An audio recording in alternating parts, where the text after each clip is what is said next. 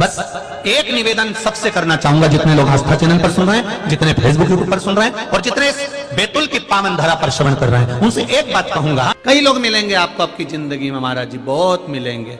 कोई कहेगा तुमको ये दोष लग गया, कोई कहेगा तुमको वो दोष लग गया, कोई कहेगा पितृ दोष लग गया, कोई कहेगा वास्तु दोष लग गया, कोई कहेगा काल सर्प दोष लग गया, कोई कहेगा ये दोष लग गया।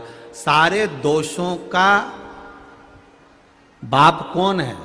पहले जो तुमको उपाय बताए या तुमसे कहे कि तुम्हारे ऊपर ये दोष लग गया, पहले उससे पूछना पितरों का बाप कौन, वास्तु का बाप कौन, काल सर्प दोष का बाप कौन।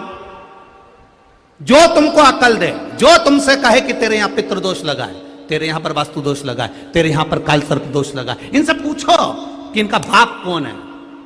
हम बेटे को नहीं पकड़ेंगे, हम बाप को पकड़ेंगे। आज दुनिया के लोग भटक रहे हैं, भ्रमित हो रहे हैं, भ्रमित। इसको ये दोष लग गया, उसको वो दोष लग गया।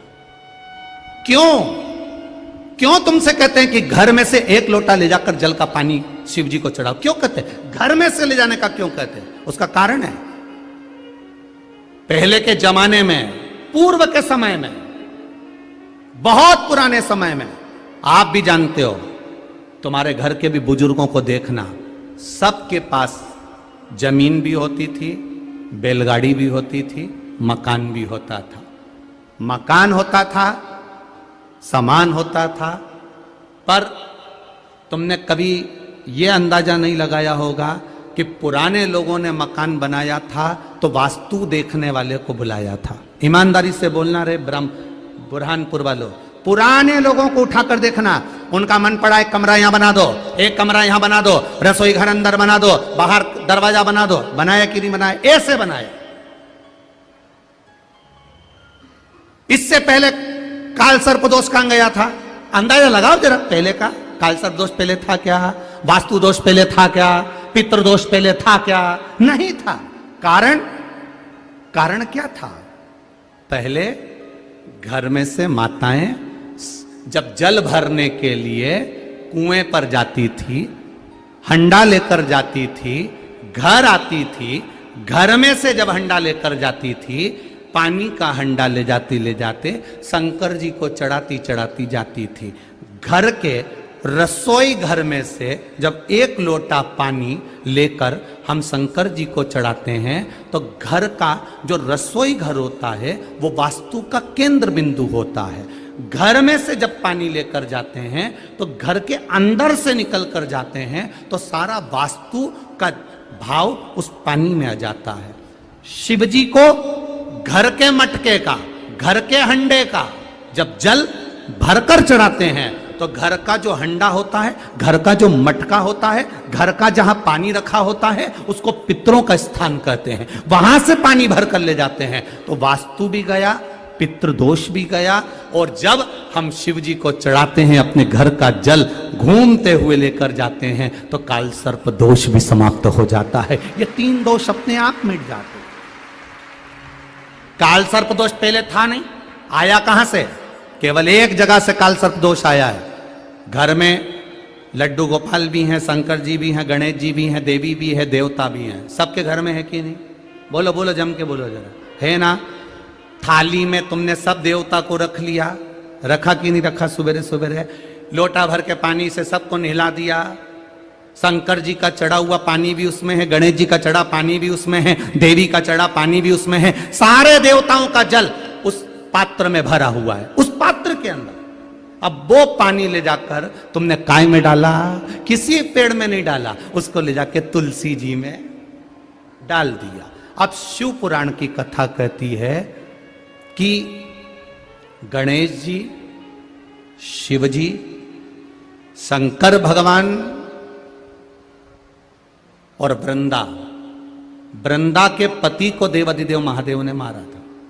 तो वृंदा ने कह दिया था मैं कभी आप पर नहीं चढ़ूंगी, चढ़ूंगी तो केवल मंजरी के रूप में चढ़ूंगी, कभी नहीं चढ़ूंगी। केवल एक बैकुंठ चतुर्दशी का दिन ऐसा होता है जिस दिन तुलसी देवाधिदेव महादेव को चढ़ती। बाकी के समय अभिषेक में अगर ब्राह्मण देवता पूजन करा रहे हैं तो तुलसी की मंजरी का भाव आता है,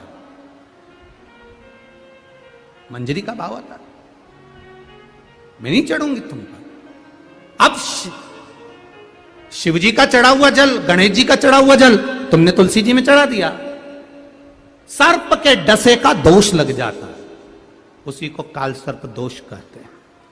ये पहले नहीं होता था, क्योंकि पहले घर के बाहर वृक्ष लगे होते थे, पेड़ लगे होते थे, तो पहले के लोग भगवान के स्नान का जल तुलसी में कभी नहीं डालते थे। पहले के लोग भगवान के स्नान का जल पेड़ों में डालते थे, वृक्षों में डालते थे। अब आज के जमाने में किसी के मकान में इतने वृक्ष नहीं है कि वो वृक्षों में ले जाकर डाल दे, और डालते भी नहीं है, डालेंगे तो वो तुलसी में ही डालेंगे, डालेंगे तो तुलसी में। अंतर होता है, और यही तो हमारे संस्कार हैं, ये हमारे संस्कार हैं। एक प्रैक्टिकल करके देखना, सासू मां से निवेदन, एक प्रैक्टिकल करना घर में। कपड़े धोना, और कपड़े का धुआ हुआ जो पानी है ना, उसको घर के बच्चे को दे देना, ले इसको डालिया। घर का बच्चा वो कपड़ा धोया हुआ पानी ले जाकर तुलसी जी में डालेगा क्या? जम के बोलो जरा। नहीं, घर का बच्चे से ये मत कहना कि इस पानी को कहां डालना, बस इतना कह दो, कपड़े धोया हुआ पानी बच्चे को पकड़ाना और कह देना कि इसको डालिया। और भगवान के स्नान का वो पात्र तर्पणा वो बच्चे के हाथ में पकड़ा देना। जब वो कपड़े की धोई हुई बाल्टी लेके जाता है तो यूं यूं हिलाता हुआ जाता है, पर तर्पणा का पानी लेकर जाता है, धीरे धीरे धीरे धीरे लेकर जाएगा, बिल्कुल रास्ती रास्ती लेकर जाएगा, और वो धीरे से ले जाकर काय में डालेगा? तुलसी जी में डालेगा। ये हमारा सनातन धर्म का संस्कार है, ये हमारे सनातन धर्म का संस्कार है। बर्तन का पानी, कपड़े का पानी किसी के हाथ में पकड़ा दो, वो कभी तुलसी में नहीं डालेगा। छोटे से छोटा बच्चा भी उस पानी को ले जाकर कहीं फेंक देगा, पर तुलसी में नहीं डालेगा। और हमारे यहां का बच्चा अगर भगवान के स्नान का जल होगा तो एक बूंद नहीं गिरने देगा।